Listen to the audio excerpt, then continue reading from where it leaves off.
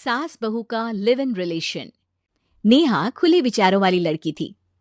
अरे नेहा, क्या दिन में सोती है? ससुराल में ऐसा नहीं चलेगा, वहां तो काम करना पड़ेगा। काम जितना काम होगा कर लूंगी माँ, पर अगर कोई ये कहे कि सारा आराम छोड़कर सिर्फ काम ही करना है तो ना भी ना, मुझे नहीं करनी शादी। अरे कैसी बात कर रही हो? अच्छा चलो जाकर नहा लो, मैं नाश्ता लगा देती हूँ, फिर तुम्हें कॉलेज भी तो जाना है। नेहा कॉलेज के लिए निकल जाती है। वो सोचने लगती है कि ससुराल में वो कैसे मैनेज करेगी। क्या हुआ नेहा, परेशान लग रही हो? अरे यार, तू तो मुझे जानती है ना, मुझे अपनी लाइफ बिल्कुल परफेक्ट चाहिए, लेकिन लग नहीं रहा लोग मानेंगे। यार कहीं मेरी शादी ऐसे घर ना हो जाए जहां मेरी जिंदगी ही नरक हो जाए।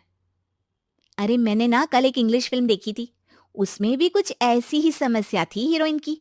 अच्छा, तो फिर क्या किया उसने? उसने तो अपने होने वाले पति से साफ साफ कह दिया कि वो पहले उसके घर कुछ दिन तक बिना शादी के रह कर देखेगी, और अगर ठीक लगा तो ठीक, वरना तेरे मेरे रास्ते अलग। अरे हाँ यार, ये तो बिल्कुल सही आइडिया दे रही है तू मुझे। चल मैं तो चली, थैंक्स यार, तूने मेरी प्रॉब्लम सॉल्व कर दी। ये बोलकर नेहा खुशी खुशी वहां से निकल जाती है, लेकिन पीछे से उसकी सहेली कहती है, अरे नेहा, नहीं नहीं, कुछ नहीं सुनना मुझे। ये बोलकर वो वहां से चली जाती है। हे भगवान, पूरी बात सुने बिना ही चली गई। अरे वो तो विदेशी फिल्म थी, वहां सब चलता है, लेकिन ये तो भारत है, सभ्यता और संस्कारों वाला देश, जहां शादी से पहले लड़की को ससुराल में नहीं रखा जाता। खैर, नेहा मस्त होकर घर आती है। नेहा, कल तुझे लड़के वाले देखने आने वाले हैं, और हाँ, इस बार कोई बहाना नहीं चलेगा। हाँ हाँ, आने दो आने दो, मैं तैयार हूं शादी के लिए। अगले दिन लड़के वाले आते हैं, जहां लड़का कहता है, मुझे अकेले में लड़की से कुछ पूछना है। हाँ हाँ, क्यों नहीं बेटा, जाओ नेहा, घर तो दिखा दो इन्हें। नेहा भी खुश हो जाती है कि उसे मौका मिल गया है लड़के से अपनी शर्त रखने का। देखो, मुझे ना शादी से बहुत डर लगता है, पता नहीं कैसी लड़की आए, तालमेल बना पाए कि नहीं मेरे परिवार से। मैंने कई घरों में रोज का क्लेश होते देखा है। तुमने तो मेरे दिल की बात कर दी। मैं भी यही सोच रही थी कि भाई सास तो अच्छी होनी चाहिए, पति सपोर्ट करे ना करे, रहना तो पूरे दिन सास के साथ है। लेकिन मेरे पास ना इसके लिए एक बहुत अच्छा आइडिया है। अच्छा, कैसा आइडिया? क्यों ना शादी के पहले मैं कुछ दिनों तक तुम्हारे घर आकर रह लूं, तुम लोग मुझे समझ लेना, मैं तुम लोगों को समझ लूंगी। ठीक लगा तो शादी, वरना टाटा बाय बाय। क्यों? लड़के को नेहा की बात में दम लगता है। वो घर के सभी लोगों के सामने नेहा की बात रखता है। अरे पागल हो गई है क्या? ये कैसी शर्त है? अरे शादी से पहले मैं क्यों तुझे किसी और के घर भेजूंगी रहने? अरे लड़की के ख्याल तो 20 साल आगे के हैं, इतनी भी खुले विचारों वाली लड़की नहीं चाहिए हमें। अरे माँ, क्या बुरा और गलत बोल रही है ये? रहना तो हम दोनों का है ना, कल को कोई परेशानी आई तो तुम सब तो ये बोलकर निकल जाओगे कि जिंदगी तुम लोगों को ही निभानी है। तुम लोगों को जो करना है करो, तब क्या करूंगा बताओ? सबके समझाने पर वो लोग मान जाते हैं। वाह, मैं 2-3 दिनों में पैकिंग कर लूंगी, तो आकर मुझे ले जाना। और नेहा पहुंच जाती है विशाल के घर।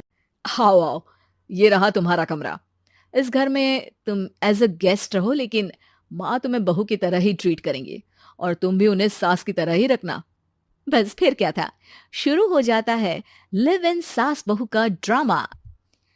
अरे चाय तो बना दे बहू।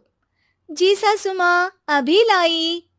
नेहा चाय लेकर आती है कि बस चाय लेकर आई हो, इसके साथ पकोड़े भी ले आती। लेकिन आपने तो बताया ही नहीं कि आपको चाय के साथ पकोड़े भी चाहिए। हाँ हाँ, अब तो पता चल गया ना। रात को खाना खाने के बाद नेहा किचन में खटर पटर कर रही होती है।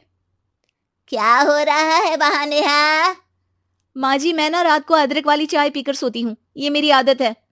अच्छा, तो जरा मेरे लिए भी बना देना। दोनों सास बहू रात को चाय पीती हैं। अगले दिन, नेहा, मैं मंदिर जा रही हूँ, मेरी साड़ी निकाल कर बेड पर रख दे। नेहा सास के लिए साड़ी निकाल कर रख देती है। वो देखती है कि उसके आने के बाद से सास ने घर का कोई भी काम करना छोड़ दिया है। यार मैं क्या करूं? ऐसा ससुराल तो मुझे नहीं चाहिए था जिसमें मैं ही सारा काम करूं। मैं तो ऐसा घर चाहती हूं जहां सास और बहू दोनों मिलकर किचन में काम करें। हे भगवान, रात को चाय पी ली, पेट में गैस बन गई, अब तो चला भी नहीं जा रहा है। मुझे तो ऐसी बहू चाहिए जो हेल्थ के प्रति कॉन्शियस हो, क्योंकि वो ठीक रहेगी तभी तो मैं ठीक रहूंगी। दोनों समझ जाती हैं कि वो लोग एक दूसरे के लिए नहीं बने हैं। अगले दिन नेहा, जरा चाय तो ले आना। नेहा चाय के साथ चिला भी बनाकर ले आती है। सास खा पीकर सो जाती है। अगली सुबह तेरी बुआ सास आ रही है, उसे मैंने तेरे बारे में बताया है। तभी वहां गंवार से एक महिला आ जाती है। चलो यहां से निकलो, कुछ नहीं है खाने के लिए, जाओ। ए नेहा, तमीज से बात करो, ये मेरी ननद यानी आशीष की बुआ है। हाय रे दैया, इतनी आकड़ वाली लड़की! अरे यही है ना जो शादी से पहले ही आकर बस गई है यहाँ पर। बस नहीं गई हूं, बसना है या नहीं ये डिसाइड करने आई थी, लेकिन इन लोगों के रिश्तेदार इतने गंवार हैं तो मैं तो ना कर रही इस घर में शादी।